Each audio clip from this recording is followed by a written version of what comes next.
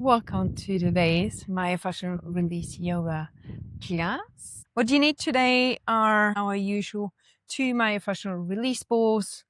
Tennis balls are good enough for any kind of rubber balls. You can also use a cricket ball. Or maybe if you want to level up, you can definitely use a golf ball as well for today. Before we start, I invite you to briefly find a comfortable position to close your eyes, to connect with your breath and just notice how your breath operates right now naturally without impacting or changing it in any conscious way. Just observe how your inhale works, where in your body does it naturally go, how big or how shallow is it, and how does your exhale feel? Do you notice parts of your body collapsing? And just tune in to that regular breath. And then consciously switch it to inhaling through your nose, slowly as you can. And then exhale through your mouth, really side out. You may want to make it audible.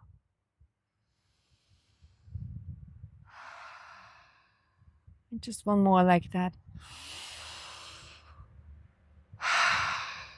And then tune into your legs before we start. Get a bit of a feeling of how do your feet feel, your soles, your ankle, your calves, your shins, your knees, your hamstring, your quads, inside of your legs, the outside, and your hip and your glutes. Just notice what is there right now.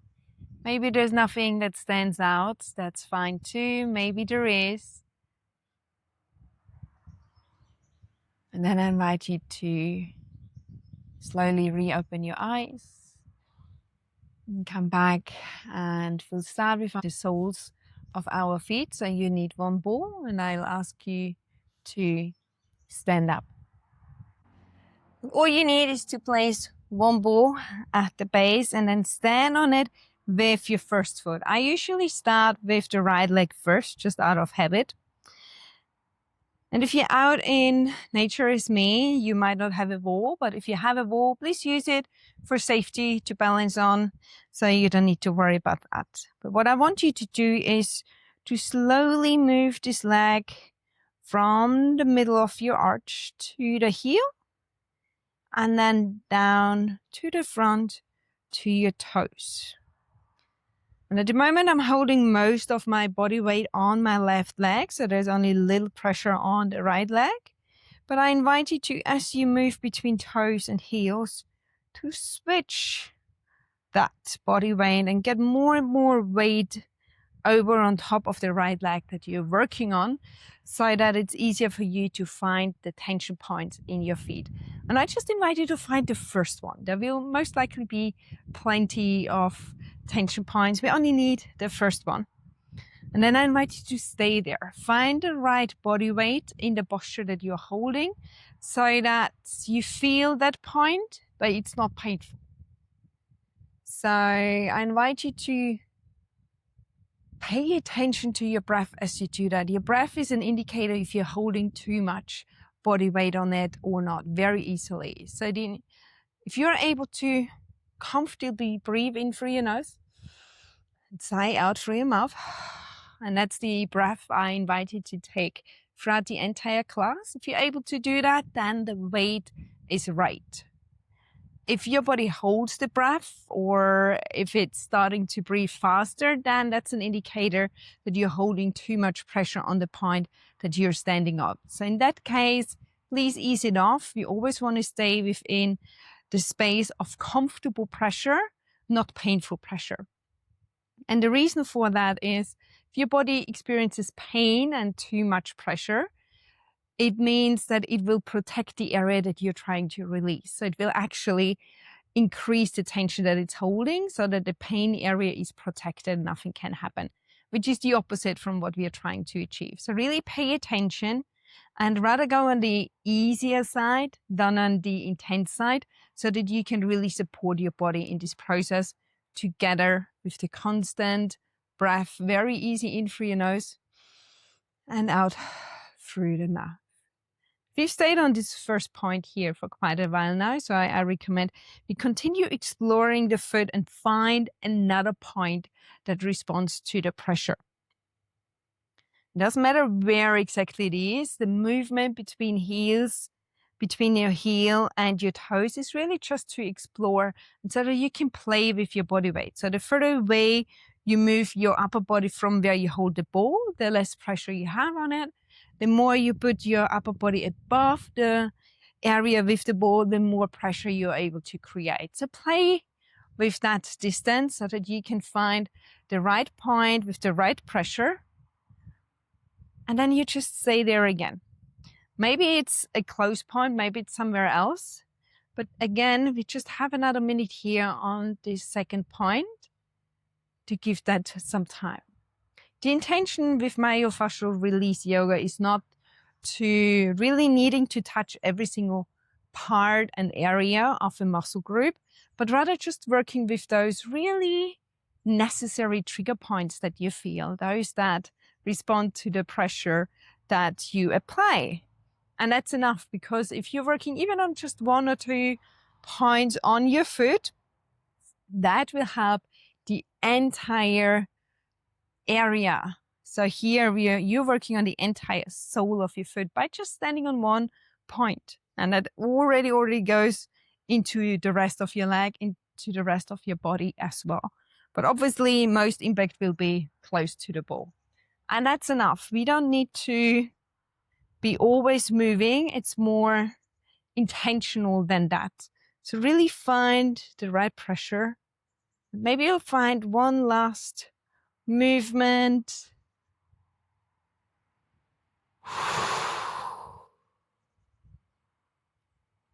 Finding that last spot to stay with.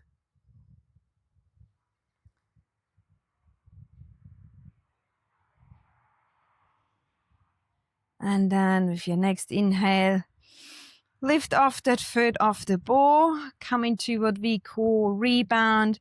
That means give that sole a little bit of space to integrate the pressure that you have just applied. Maybe that means a bit of circling or shaking. Really feel into the sole and how it feels once the pressure is gone. Maybe you feel it's warmer all of a sudden, that it feels a bit pulsating, which is pretty great. That really indicates that your tissue is shifting at the moment. And it does, because with the pressure, what you do is you press out all the liquids in a certain area. And as you release the pressure, that liquid can go back into the fascia tissue, and the tissue has time to reorient, restructure, rehydrate, which is where all the magic happens for the fascia tissue. So don't skip that part. Allow the tissue to do that before we move over to the other side. Give it a brief comparison between your right foot that you've already done and the left foot. Maybe you notice a difference. And then let's come over to the other side. It's the same thing. You want to start in the middle of the foot, kind of, and then slowly move back to the heel. See what you notice already. And then again to the front.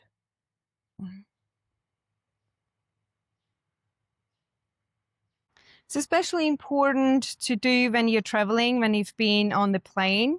I usually do that when I have stopovers, changing of planes. I usually do that in airports, because that is at the moment helping your circulation and of your blood, but also of all the liquids. So we know with planes, the air pressure that you have in the cabins and the seating as well, the very close cramped positions we have in airplanes really gets all the liquids down into the legs. So you want to make sure on the plane if possible, but at least if you have a stopover, walking around, but ideally also use those balls. I usually have one of those in my carry-on. so that I can grab one ball out, maybe while I have a coffee, but just stand there, do these movements and really support my body and especially the legs in order to be able to process all the water retention that is happening in the legs, but start circulating then again before I'm going on to the next plane. Even massaging your foot might be good. So you want to stay here similar to before. Play with your upper body, the positioning, how above you are to find the right points with the right pressure. Not too much, not too little. If you want to up it a little bit in intensity, you can take a ball that doesn't give as much. So my rubber balls give a little, but if you use a cork ball or even I think a handball they are pretty hard as well. Or you could even use a golf ball, which will be probably top level because it's also smaller. And the smaller and the harder the ball is that you're working with, the more precise you can work. So the more careful you need to be with the body weight that you are applying. We're coming here into our last minute on the second foot as well. So really pay attention to where you want to stay, or if you just want to move very slowly across the entire area. It's really up to you. There's no wrong point or right point that I want you to stand on. It's you exploring your foot and then seeing what's alive for you and giving us a nice pressure in each spot. The release only happens as a combination of the right pressure, the breath, the time that you allow it to open up. So at least 20, 30 seconds per point if you want to give it some space to open up to 2 minutes. Perfectly fine. So you go in your own speed for the points that work for you. If you have a very sensitive spot, you may either want to go super gentle on that spot or maybe just move away a few centimeters for the first few times in order to open up the fascia tissue around that spot first before you go to the actual center. Right, last few breaths here on that second foot as well. And then lifting off that foot with your inhale, coming into rebound here as well. Feeling if that foot can stand on already or if it needs space or maybe a bit of a tapping or massaging, whatever feels right to support that integration here. As you're opening up the soles of your feet, you're not just helping the water retention and the blood circulation and the softening of the tissue, but you're also opening up the feet chakras. So if you have the opportunity like me here to be on ground afterwards, as you did that, really give yourself some time to ground on grass and really get into land, literally land your body back on earth. Give it some time to really ground in, feel your roots building out from the feet into the earth. And I recommend it as a daily practice anyways for grounding, but this is a really good combination to first do a few minutes of myofascial release on the soles, and then, if possible, stand on grass to really allow the energy that you just open in the feet to really connect to earth and helping your nervous system to regulate, getting out any excess energy. And over time, you will notice that that by itself already helps you grounding down. So you don't need a lot of expensive equipment in order to ground. That can already be it. As simple as that. I hope this practice has served you very well.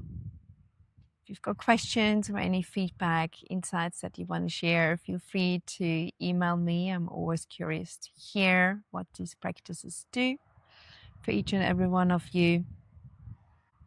Take good care, drink some extra water, support your fascia today. See you very soon.